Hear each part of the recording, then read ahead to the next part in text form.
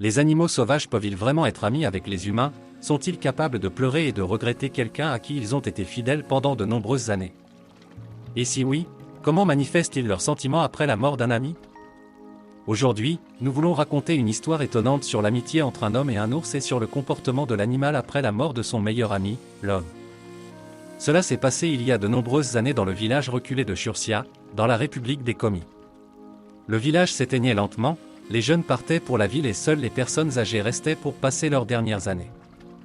Parmi eux se trouvait une vieille femme trop faible pour s'occuper de la maison, si bien que son fils venait régulièrement de la ville pour l'aider.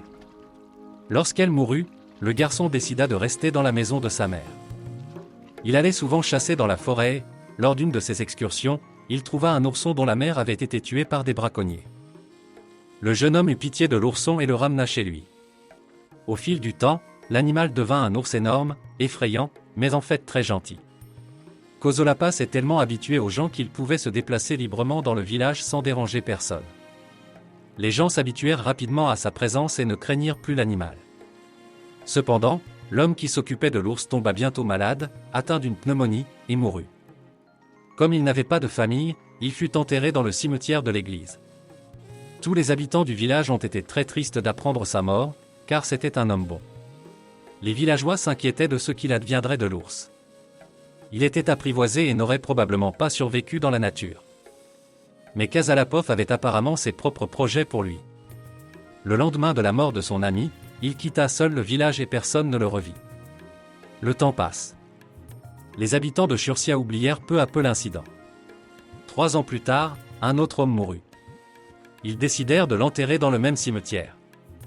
Lorsque les gens arrivèrent au lieu de sépulture, ils remarquèrent immédiatement la tombe du garçon qui avait eu le même ours.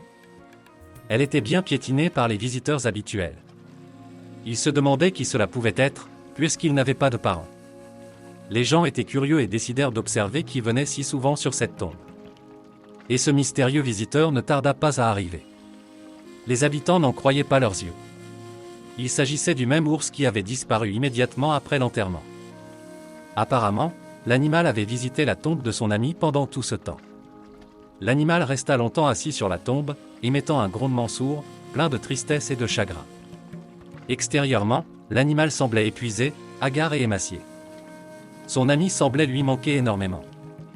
Ce spectacle a profondément ému les gens et les villageois ont décidé d'apporter de la nourriture sur la tombe de cet animal fidèle. La façon dont il a trouvé sa tombe reste un mystère.